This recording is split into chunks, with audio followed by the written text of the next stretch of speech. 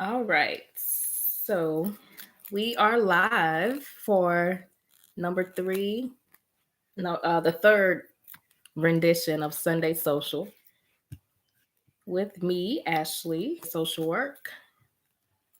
Hey, Mara. So we are live on Facebook and on YouTube. And I'm just going to wait about a minute or two in case anybody wants to join before I start talking about what I have planned to discuss.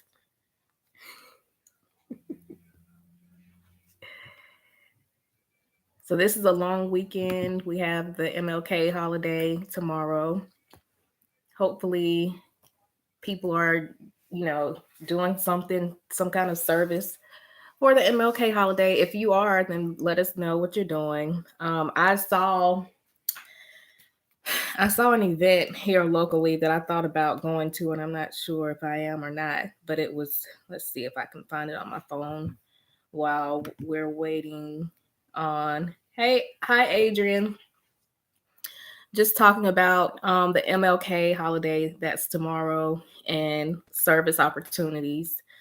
Um, there's one here local that I was saying that I may try to go to. I saw it on Facebook. I took a screenshot of it. Let's see, what did I do with it? Um, the Homeless Period Project. Join us for a period packing party. We'll be making period packs to distribute to girls and women throughout Spartanburg County. Donations are optional. They need pads, tampons, panty liners, and feminine wipes. And it says bring your friends. So, of course, locally, wherever you are, I'm pretty sure there are opportunities to engage in some kind of community service um, or some kind of way to give back for MLK um, holiday. I know when I was in high school, I didn't really understand the significance of the holiday. I mean, I understood the significance of it, but in middle and high school, I just kind of felt like it was another day out of school until my uncle kind of broke it down to me and was like, no, this is not just another day out of school. And this is actually a day that we should give back, and kind of went even further than they do in school about educating us on why the day is important, other than the speeches that we would hear at school and that kind of thing. So hopefully you're finding something to get into tomorrow to back. And if you're not, that's fine because we give back every day anyway. So hopefully you'll be relaxing and enjoying the day off if you have it off, and attempting to engage in self-care before you start your 4-day work week. So I didn't receive any topics of discussion or any questions for discussion this week for the topics. So I did just come up with some things that I came across. Hopefully this lighting is kind of dark. I'm not at my place, so I don't really have control over the lighting, but I know it's kind of dark in here. But I did, as always, come across some things that I wanted to discuss throughout the work week that I found. So earlier in the week, I went to a training through, I believe it was the Salvation Army. Yeah, it was the Salvation Army, and it was called the Safe from Harm training. And most of the stuff that they talked about was stuff that we already know as social workers. They talked about having a policy in place if you work with children to keep the kids safe from harm, whether it's physical harm, sexual harm, and those kind of things. So they gave us this big packet of stuff, and this is actually the PowerPoint that they gave us. And like I said, most of this stuff is stuff that we already know about. So it talked about mandated reports and how you should have more than one adult supervising if you work with small children, due to liability and potential false allegations and that kind of thing. It talked about child maltreatment and power and control, abuse, and that kind of thing. But they also talked about molesters. And it's one thing that I wanted to point out that we talked about was grooming behavior. So most of us probably already know what grooming is. It's basically when you have a child or someone who's vulnerable and you groom them into trusting you by saying, you know, if you do this, then I'll give you this. Or if you don't tell your parents that I did this to you, then I'll give you some candy, or, you know, nobody else will believe you. Like those kind of things that people do to children to kind of groom them, giving them candy, giving them gifts, giving them money, and that kind of thing. So one of the terms that we discussed was the guru syndrome. And the guy that was presenting kind of just went through the PowerPoints. Don't you hate those kind of conferences and trainings where they just read the PowerPoint to you, like PowerPoint slide after slide after slide, and they don't really stop? It's kind of boring. So he was just reading through all of this stuff, and he gets to this one slide about grooming behavior, and he reads, I don't know if you can see it, but excessive gifts, encouragement of prohibited behaviors, lack of clear boundaries, and then he gets to guru syndrome. Yeah, I know, I hate it too. So he gets to guru syndrome. Have any of you heard of guru syndrome before? I had never heard of it.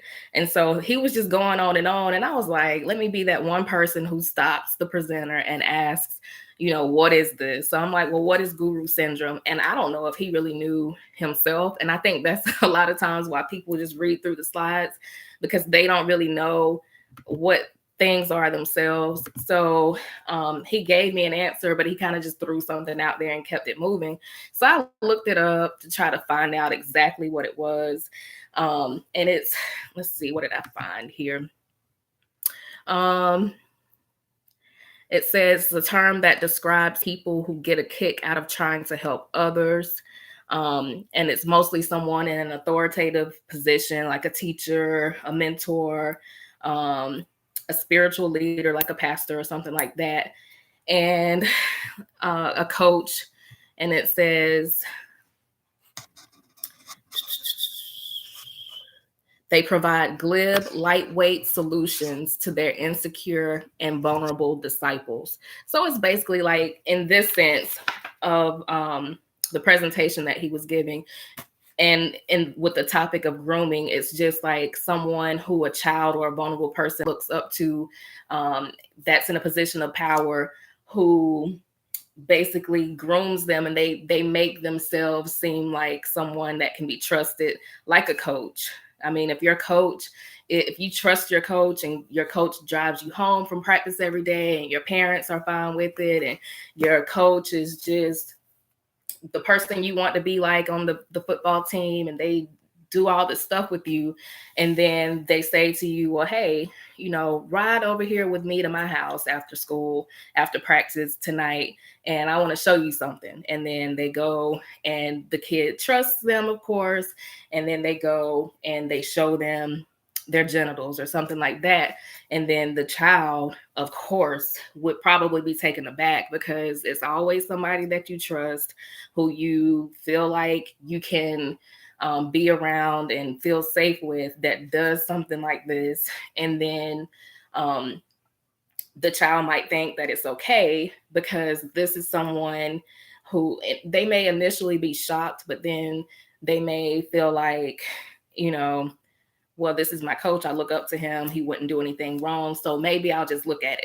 And then they say, okay, so you looked at it and now you see everything is fine, maybe you should just touch it. And so they do that kind of thing. So it's someone in a position of authority who kind of preys on vulnerable people, specifically children, or someone who doesn't have the mental capacity to have boundaries or set boundaries with them. So that's basically what I got out of that. And then we also talked about grooming upward. So of course we know about grooming children to trust, or, you know, people who prey on vulnerable people like children. We groom them, or they groom them to trust. But then there's also grooming upward, and that's when you get the parents or the guardians to trust as well. And so this says, and they were talking specifically about preferential molesters, and they talked about situational molesters, where, you know, a situational molester is someone who doesn't necessarily always think about children or molesting children. They might even prefer relationships with adults, but given the opportunity, then, you know, if the opportunity is there with a child, then they might molest in that situation, but it's not something that you would ever suspect of that person. So they talked about grooming upward and how you get the parents to trust you. So like I said, with the coach, if you say, okay, well, my mom and dad, they trust the coach. I trust the coach. I'll be fine going to the coach's house and everything will be okay. And so mom and dad are not suspecting anything because the coach has gotten all buddy with the parents, and there's no reason to suspect that anything bad is going on. So I just thought I would share that because that's something that stood out to me. And another thing that kind of stood out to me too in the training, because at the training, it was social workers, there was teachers, there were a lot of volunteers who worked for the local housing authority who didn't know a lot of this stuff because they were asking questions, and it's just second nature to me as a social worker. But some of the people that are just in the community and they work for the Boys and Girls Club, and so they just volunteer because they're in their neighborhoods, but they had no idea, and they were asking like, what should I do if a child tells me this? Or some of them didn't understand boundaries about how you should ask a child if you can hug them. And a lot of times people don't. That's been my experience, where we get so wrapped up in children that we care for and that we mentor that we just go ahead and give them a hug, and we just feel, you know, drawn to them because we built relationship with them, but we don't stop to think sometimes that maybe they don't feel comfortable with us hugging them because maybe something happened to them in their past or is currently happening to them. So we talked about all of that stuff. Let's see, master manipulator, right? Yep. So that was one thing. Myra and I, y'all may know that Myra and I are in a book club together because we've done a live before. We did the interview with Myra.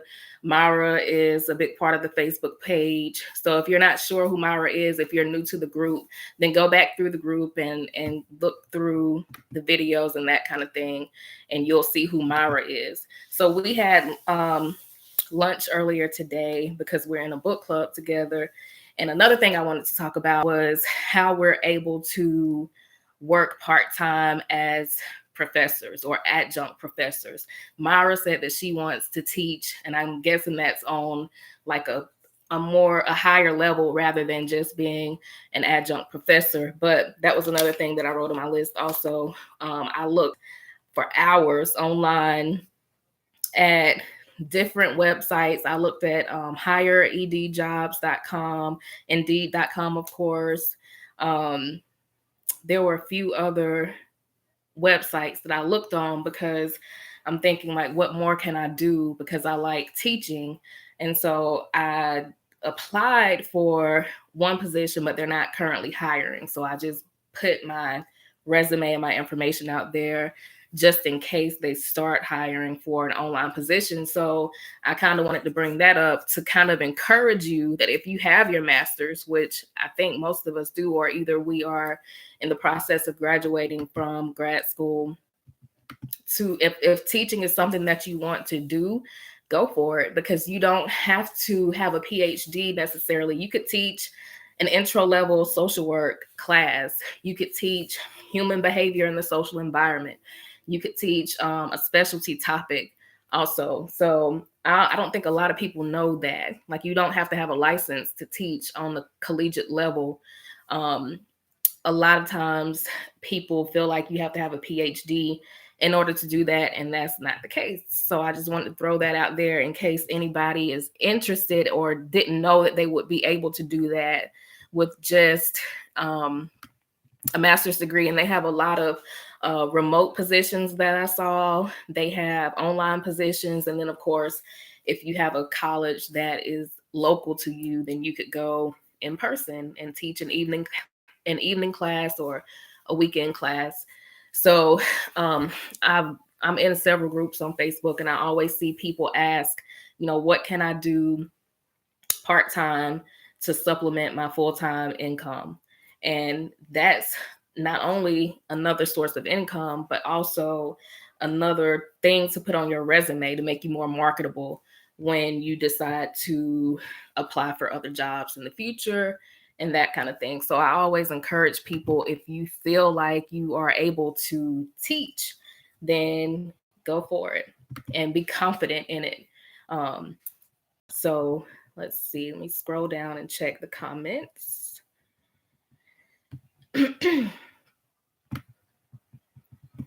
What are those websites again? Thank you. I taught at the collegiate level a few years ago. Okay, Andrew, what did you teach? I'll put the websites, higheredjobs.com.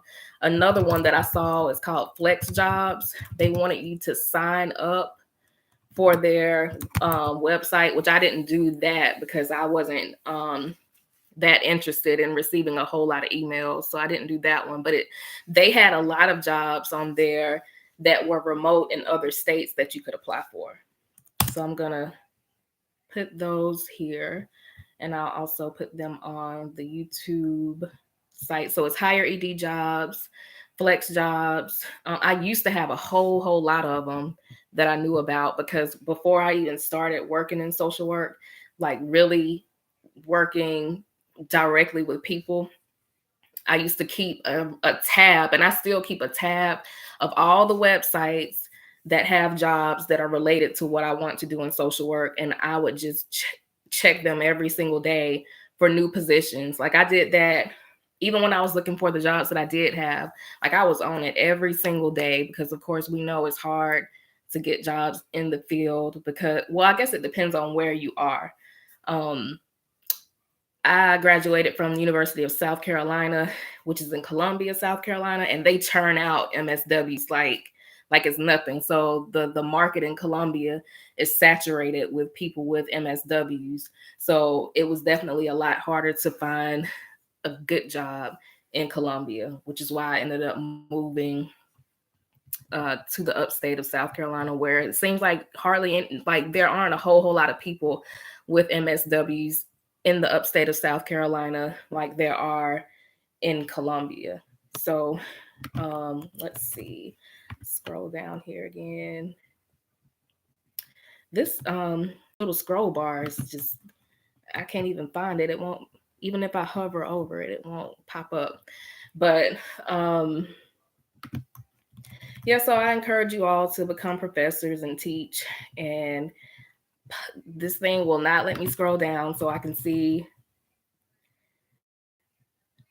Anyway, so I'll try it again in a second, just so I won't be wasting time. What next? Let's see. So psychodiagnostics, that's another thing that I wanted to talk about, because okay, I see it now. Human behavior in the social environment. Okay, cool. Mara says Indeed has some. You just have to be specific, like virtual social work adjunct. Exactly. Very specific, like Myra is saying, because they'll show you all kinds of other stuff that is not related to social work. Psychodiagnostics. So as you all know, I am under supervision for my LISWCP, which is what they call it in South Carolina. It's the license right above your LMSW. But I took psychopathology in grad school as an elective, but I didn't know that we needed psychodiagnostics and ethics in order to get our advanced license. See, a lot of times these schools don't even tell you like a lot of stuff. A lot of people hadn't heard of the KSAs.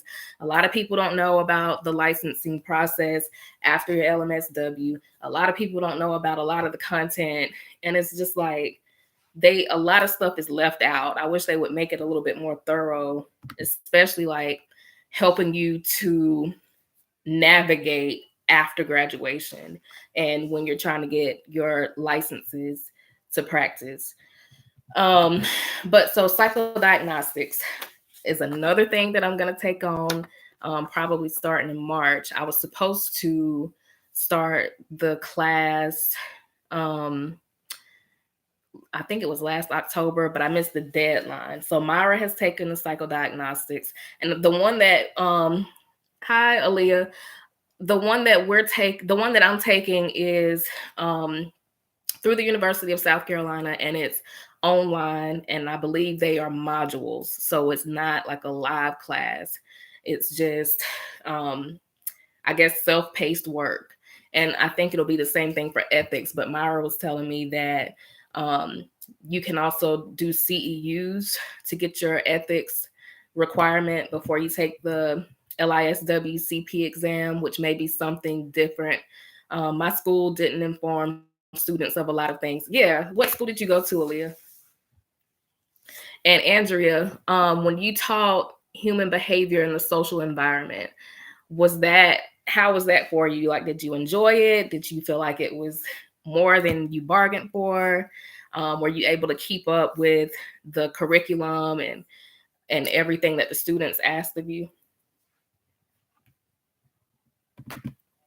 And I'm just going to go ahead and put this on YouTube to the higheredjobs.com and flexjobs.com and, of course, indeed.com. But I tell people all the time, like, Google is your best friend. Like, Google this stuff. Google anything. I'm pretty sure y'all already do, because, I mean, we are in 2019. But, and I always say, just be careful of the information that you acquire from Google, because sometimes stuff isn't accurate. So with the psychodiagnostics, though, I'm really curious about what the material is, because psychopathology was really just going through the DSM and learning the disorders and the diagnoses. So I'll have to talk with Myra a little bit more, and probably bring Myra on here for one of the Sunday socials so that we can talk more. She's way far ahead in the process, of course, to get her LISWCP. So she'll be able to give us some more valuable information. And I also want to bring more guests on here to talk about things related to social work. Let me think. I was thinking of a few people. So Myra, of course, is one. My friend that lives in Columbia, she has an MSW, and she is now the dean of a college at the University of South Carolina. She's not directly in social work right now, and she's also getting her PhD. So I'm going to try to get her to come on and talk about some things, because she and I worked together at St. Lawrence Place for 4 years. She has a lot of valuable information to give. And I also want to see if I can figure this thing out to try to connect some of you to be live with me and talk about some things, because, of course, your experience and your input is invaluable. Wait, is that the right word? I know it's very valuable, but I don't know if I used invaluable correctly. But anyway, so your experience is very valuable.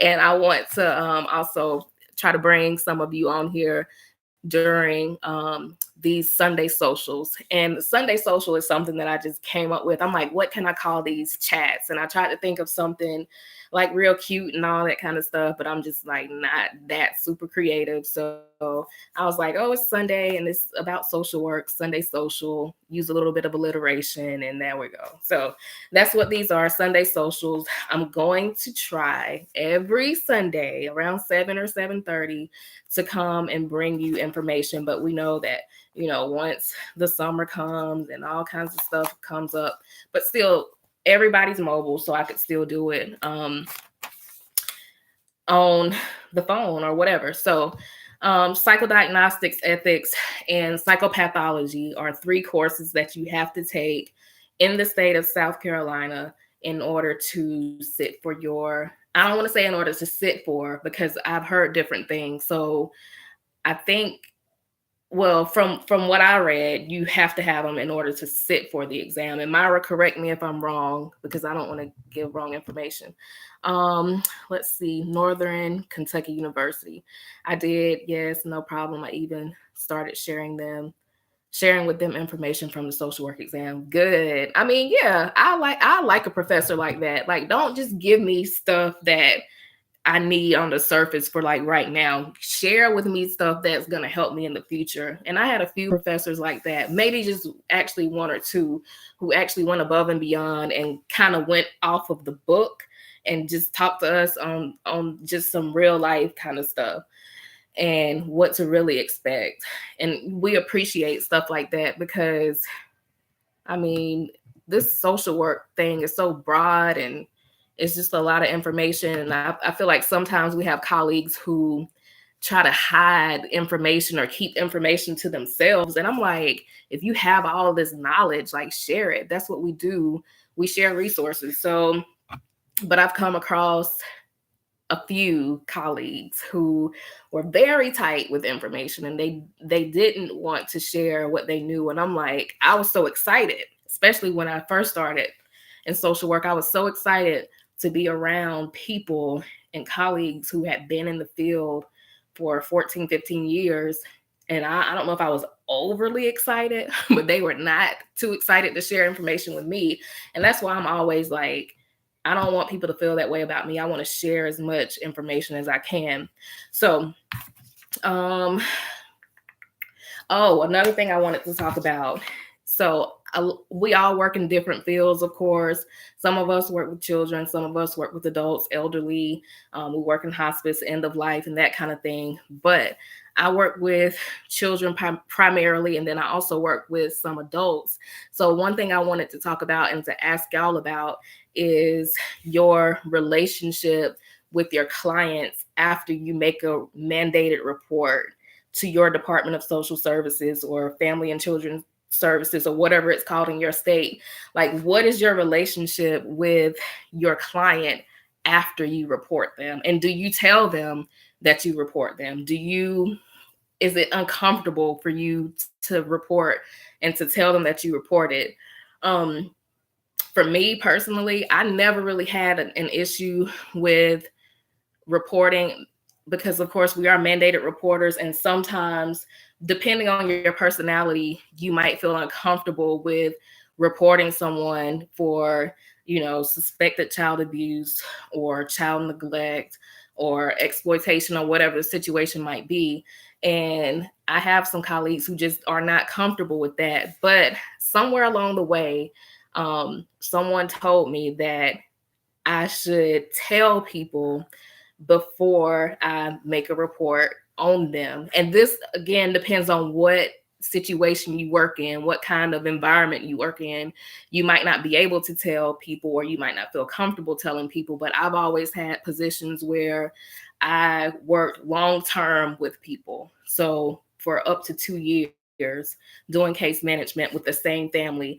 I do case management at the hospital now, and it's kind of like an indefinite timeline that I'll be working with these people and their families. So I build a relationship with them. So for me, I don't want to make a report and not tell them and they get blindsided by it. Now, you might work for like a state agency or in an inpatient setting at a hospital where you don't have that constant client contact, and you might not feel comfortable telling people that you're going to make a report because they might flip out on you. But I always, like, I'm always on the phone making reports because I work with children with chronic medical conditions. And so um, most of the time their parents and the child, the patient, are just fed up with having the condition and they don't manage it correctly. And sometimes the parents just give up, but we can't just give up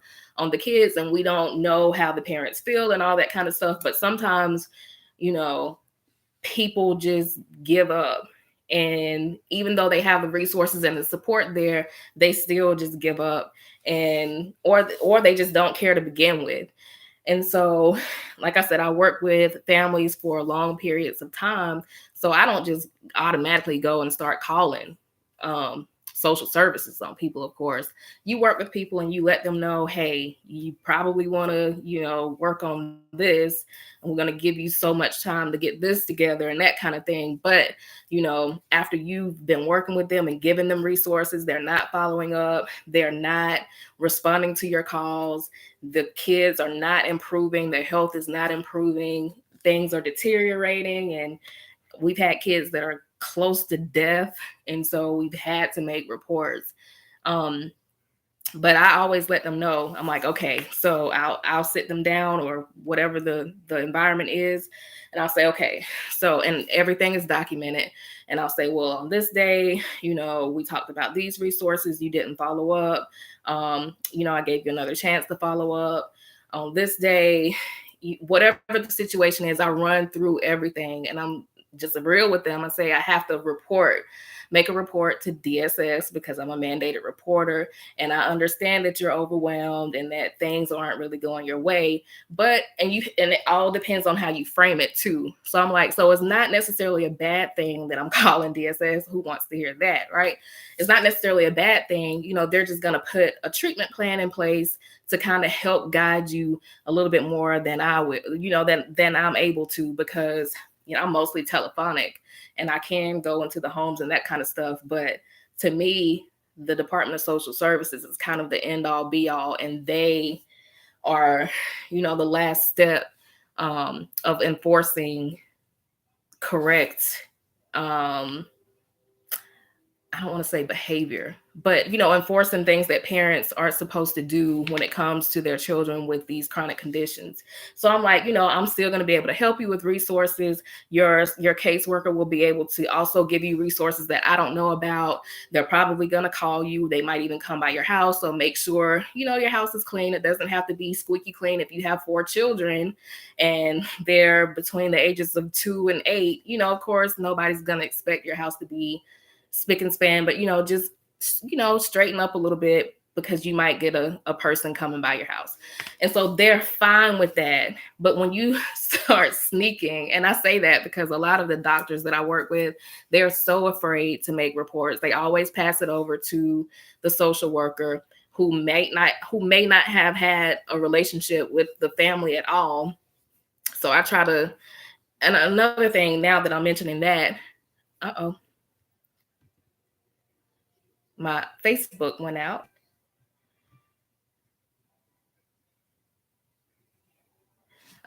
Let's see.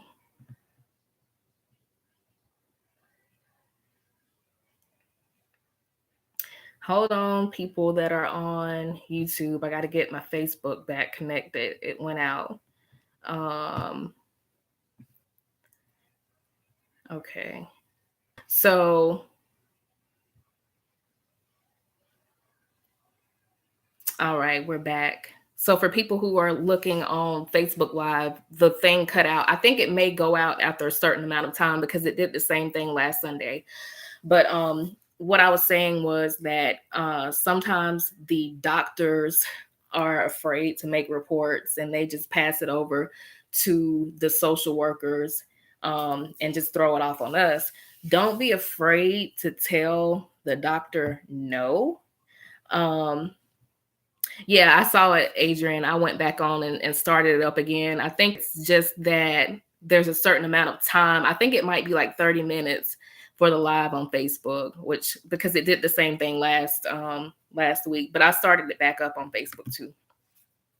But the doctors have passed off the reporting to the social workers sometimes, and some of them though they are fine with making reports, but some of them aren't, and they pass it on to us. And I forgot where I was going with that because the thing went out on Facebook. Let me get back on track with my thoughts. Oh, don't be afraid to tell the doctor no. I mean, a lot of people are afraid to say no to the doctor because they're a doctor. But when you are a social worker and you're a licensed professional and you went and you received your education just like everybody else, you sat for your exam and you passed it in order to practice just like everybody else, you have to recognize that you are a licensed professional too, that you are a professional in general, whether you're licensed or not. And don't be afraid to tell a doctor no just because they're a doctor. Now, I'm not saying just go and be like, no, I'm not doing it for whatever reason. But I mean, if you use your professional discretion, your clinical discretion, and you feel like you don't have the enough information to make a report, or if you don't feel like a report is necessary, you can tell that doctor in a nice and professional way and tactful way, and providing proof as to why you don't want to make the report, and let them know that you're just not going to do it. Like I said, in a nice and professional way, because everybody's license is at stake when there are these life-threatening situations going on. And so I've told a doctor no before because it was a domestic violence situation. I had no reason to suspect that domestic violence was happening. I talked with the parent. She admitted that the husband or boyfriend or whoever he was, he had been abusive in the past. It was like 9 months ago. Did a full assessment with them. I didn't see a reason to report at that time because I make so many reports that I know the questions that they're going to ask. And I did not have the answers to those questions that the doctor did. And the doctor wanted me to make the report when I had never had any contact with this family at all. So, and that's why I'm saying, like, the doctor should have made that report if they felt like from their interactions with the patient and their family that they needed to make a report, then they should have been the one to do it. So I called the doctor and let them know that I spoke with the family, that I didn't have enough information and I didn't feel comfortable making the report because I didn't have valid information to give to make a report. And so the doctor kind of agreed with me, and we kind of, yes, and they are mandated as well. And I think a lot of times people forget that it's not just because we're the social worker that we have to do those kind of things. Yes, we do them, most of the time. But as a doctor, as a clergy member, as a volunteer in certain instances, in certain situations, nurses, teachers, firefighter, like everybody pretty much who works with people are mandated reporters. And I mean, especially a doctor, like you should know that already, that you are required to make reports. So, I just told her no, that I didn't feel like I had enough information or a valid reason to make a report, and I didn't. So she said, okay, we'll just continue to watch this family in this case. And then, if something develops from it, then we can make the report together. And I said, okay. So about 3 or 4 weeks went by and things kind of escalated. And then we made the report together. But I really just feel like she should have made the report initially herself because she had the information that I didn't have. And that's another thing also about mandated reporting is that I don't like to make reports based off secondhand information. Like if the information wasn't given to me directly, then, and I don't feel comfortable making reports if somebody came to me and told me what happened, because I might get the story wrong. I might get the information wrong. And, it's too much. So, that's that. What else? Another thing I wanted to talk about is your public student loan forgiveness. I have an update on that. I had to renew my employment certification back in December, and I found out that my student loan payment was going to increase by like $115, which was way more than it increased the year before. And so at first I just kind of budgeted for it, but I was like, I don't really want to pay all this extra money because it just didn't seem like the increase that I had been given before. So I called and I found out that I qualified for a lower payment, which was like $125 less than I was paying. No. It was $125 less than what they gave me this time, but it was less than the payments that I made last year. So I found out that you have to, and y'all might already know this, but I'm just bringing this to the attention in case you don't. If you are enrolled in the public service loan forgiveness program, make sure, of course, that your loans are consolidated, and make sure you're in the correct income driven repayment plan, and make sure you ask for the lowest income driven repayment plan, because they will put you in one that is higher. And I didn't know that. And so I called them and they were like, yeah, you qualify for a lower payment. And I was like, oh, I thought y'all automatically put us in a lower payment. And they were like, no, you have to ask for it. And so I was kind of surprised about that. And I talked with Myra about it. Like, Myra probably knows all this stuff already, because I talk to Myra throughout the week and we talk about all this stuff anyway. So she's listening to me rant all over again about this stuff. Let's see what else. There was a book that this lady recommended last week. It's called 13 Things Mentally Strong People Don't Do. I started listening to it on my drive to work. It was very depressing. I didn't really want to listen to it anymore. And it was information that I already knew, so I stopped listening to that. But that's a good book, I think, to recommend to your clients or your patients, or if you think you might benefit from it. It kind of just tells you about like not pitying yourself, and just a few other things that you may or may not already know. So I'll put that here. 13 things mentally strong people don't do. So it was a good suggestion. I just didn't get a whole lot from it. Someone also suggested What About Bob? I tried to find that movie online and I couldn't find it. I found something dealing with it, but I couldn't find the actual movie to watch it. But that's something that I am working on. Another thing I was going to ask y'all about is, how do y'all feel about Iyanla Vanzant? Iyanla Fix My Life. Like, that's one of the shows that I watch, and I was watching it the other day, or maybe it was yesterday, and she was on there with, and not only Iyanla, but any kind of TV or well-known person that kind of does therapy. And I don't think that she's an actual therapist. I think she identifies herself as like a life coach. So I'm not really sure of her background, but okay, Andrea says she's on the fence about her. I was watching her yesterday and she was doing group sessions with 4 men who were all convicted of murder. They all murdered somebody. I think it was like when they were teenagers.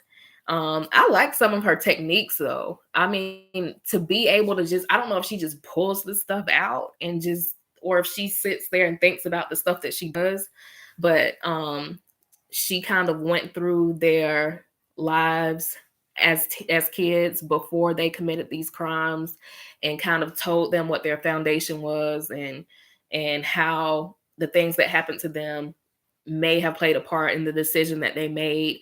And she wasn't really getting them to, she wasn't praising them, but she was kind of like getting them to realize that this, and this happened to you, which may have caused you to react this way.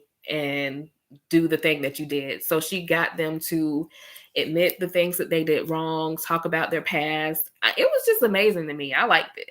Now, sometimes, like you said, Andrea, I am on the fence about her a little bit because she does some extreme stuff and starts yelling and carrying on. But sometimes some people, I won't say need that, but they respond well to that.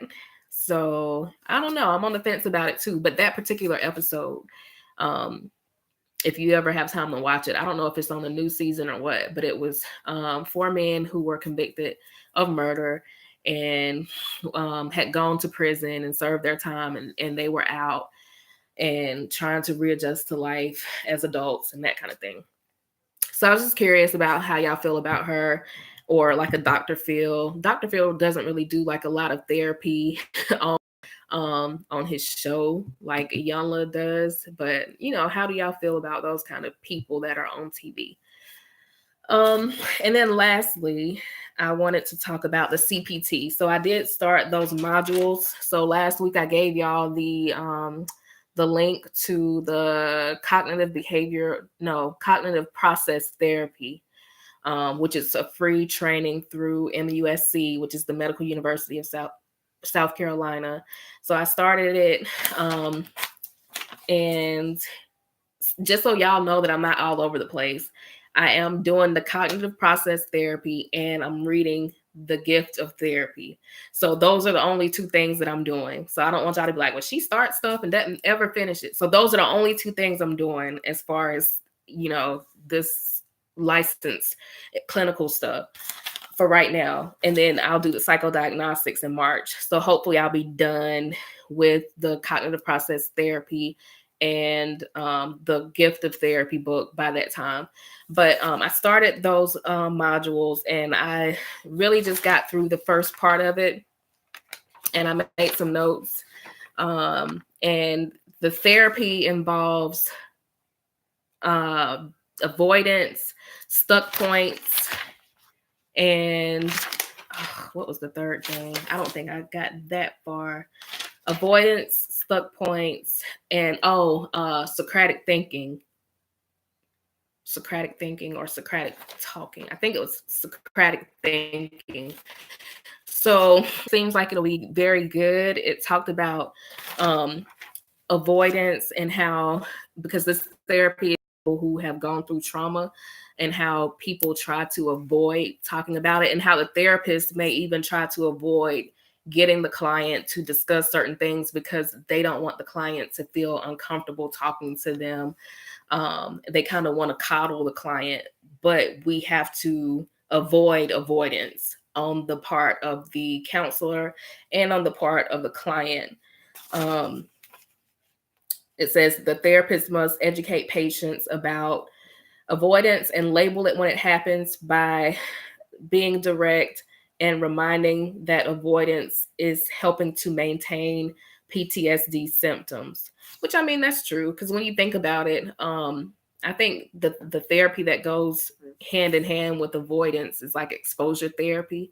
So for example, last year, my mom had a car accident where she was at a stop sign and there were cars coming either way. And she didn't see this car. There were bushes that were high. She said she didn't see the car coming. So she stopped here and there's traffic going this way. She said she didn't see the car that was coming this way. So she went out and she got hit. And they had to cut her out of the car. And the only thing she had though was like a broken rib or a fractured rib. Thank God. Because when they cut you out of the car, it's not a good thing. So we were just happy that, it wasn't worse. But for the longest time, and even now, and that happened last May, and she would not go to that intersection. She wouldn't drive to that city at all. And she just avoided it. And I'm like, come on, Mom, like, you're only 55 years old. You are gonna drive again. Like, she didn't even want to drive. So she eventually got another car, and she drives to that intersection now. And I'm like, you have to go and be exposed to that in order to, get past your feelings about it. And I mean, I've had situations where I remember I had a relationship when I was in undergrad, and I was so in love with this guy, and we broke up. And he lived in Augusta, Georgia, and I lived in Columbia, and you could go to Atlanta from Columbia through Augusta, if I'm not mistaken. And it was a shorter way. I would not go to Augusta. I didn't even want to drive by there because it brought up all these bad feelings and thoughts. And it caused me like anxiety. So I would go all the way from Columbia to Greenville and back down through Atlanta. Like I avoided that part of my life so much. And then finally it was like, I am tired of wasting gas going all the way up through here. So I had to go and not avoid. I had to expose myself to that. Another thing, I had a friend in college who died in a car accident, and it was right going to Columbia, and I lived in Columbia. My family lived in Clinton, and so you had to go from Clinton to Columbia. And every time I would pass that exit, like I didn't want to deal with it. But so that's what this is about. And that for me, I don't think that that's post-traumatic stress or anything like that, but it is something that affected me. But like, especially for my mom, that was a traumatic thing that happened to her, because they said that if her car hadn't have been slanted, if it had just been straight, she could have gotten T-boned and killed. So that was a traumatic thing for her, but she couldn't keep avoiding it, because that's just gonna help build that anxiety, and she's not going to want to drive, which brings me to the point of stuck points. So stuck points is the second technique that they talk about with cognitive process therapy. And it says that stalling of recovery process after stalling of the recovery process after traumatic events is called PTSD. So when you're not recovering from the event, and you're stalling in your recovery, it's what PTSD is. And it says that conflicting beliefs or strong negative beliefs that can produce psychological distress or unhealthy behaviors and keep patients stuck is a stuck point. So conflicting beliefs or strong negative beliefs that can produce psychological distress or unhealthy behaviors and keep patients stuck are stuck points. So for whatever reason, she didn't want to drive past that intersection where that wreck happened. I guess she was experiencing anxiety when she would get close to that intersection. But when we think about it logically, she could have another accident. The likelihood of her having another accident in that same exact spot, in that same exact fashion, is probably not high. But when we think about it logically, she could go to that intersection and be completely fine. But because she had conflicting beliefs or strong negative beliefs that produced that psychological distress or that anxiety for her, that's a stuck point for her, or it was a stuck point.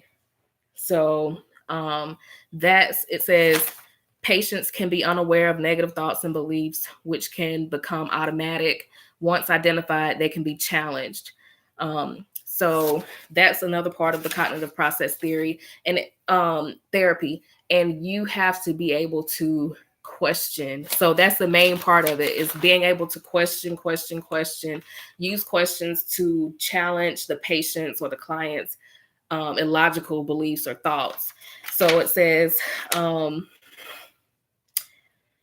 the traumatic event is interpreted in the context of a person's pre-existing core beliefs. When trauma conflicts with prior beliefs, there are 3 ways to resolve, and it's to alter the view of themselves or the event to fit their prior beliefs. So before she had the accident, what did she believe prior to the accident about going to that place? She believed that she was just going to go and get to her destination. So you have to be able to get that person back to that mind frame of how they used to think before the incident happened. Then number 2 says change their prior beliefs in an exaggerated fashion. Number 3, modify their prior beliefs to incorporate the traumatic event without abandoning a positive worldview. The therapist must identify possible stuck points from the beginning of therapy and help the patient recognize and challenge them. So a technique you might use would be, my mom's name is Annette, so you would say, Annette, what do you think would happen if you went to the intersection? And she might say, well, I might just get anxious and I might freeze up and I might get stuck and not know what to do. Okay. So then you would ask, well, did you do that before? You've been to that intersection plenty of times. You know, did you freeze up before you had this car accident? How many times had you been to that intersection? Oh, I've been there 30 times in the last 3 months. Okay. So each of those 30 times, did you have a car accident? No. Okay. So one time out of 30, you had a car accident. Okay. Yeah. Okay. So, you know, logically thinking, what's the likelihood of you having another accident if you go to that intersection? You could be a little bit more careful, you know, make sure you check twice and then check again and then proceed on. Like, so you basically are helping them to see their illogical thinking pattern. Now, again, you could have another wreck, but when you think logically, the likelihood of that happening again in that same exact way, in that same exact fashion, is not very high. And so I think that is what the cognitive process therapy is about. That's what I'm getting from it so far. So I'm going to update y'all on that as I continue to go through the modules and that kind of thing. So that's pretty much all I have for tonight. Yep, that's all I had on my little sheet. So, you know, I'm going to leave this video up on Facebook and it's going to be on YouTube as well. So anybody who joined late or who is just on the YouTube page or the Facebook page and wants to view the things we talked about, I'll also put the topics in the description box that we talked about. And I will see y'all next Sunday. Does anybody have any thoughts, questions, comments, or anything before we end tonight?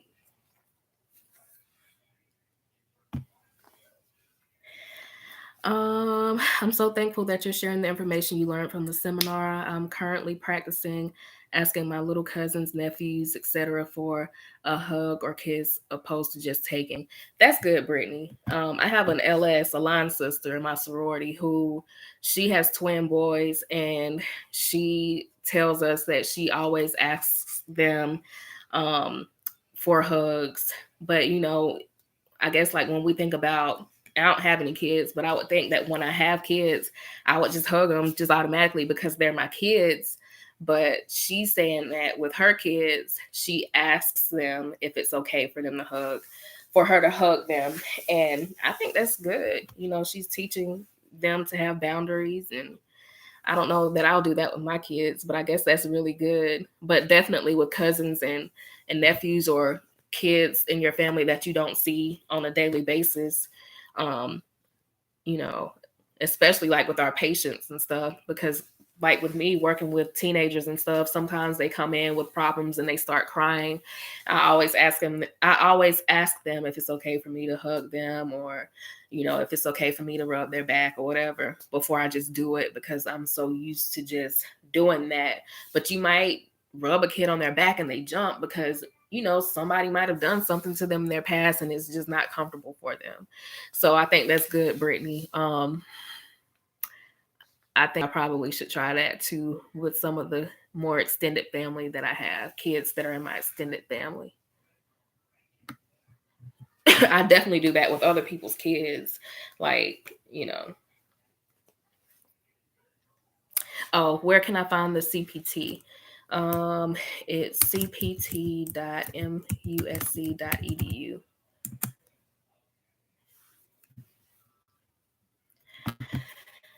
All right. So, if nothing else, I will see y'all next Sunday. If y'all come across anything, I'm going to try to figure out how I can add people onto this thing so that we can all talk live. You're welcome. So that we can all talk live at some point. And I can port you into the call or into the video so that we can talk. But yeah, so I'll see y'all next Sunday. I will put the time in the Facebook group and on the YouTube channel on, what is it, Saturday. just because I don't ever know what I'm doing on Sunday until Saturday. All right, so I will see y'all next Sunday. Have a great week.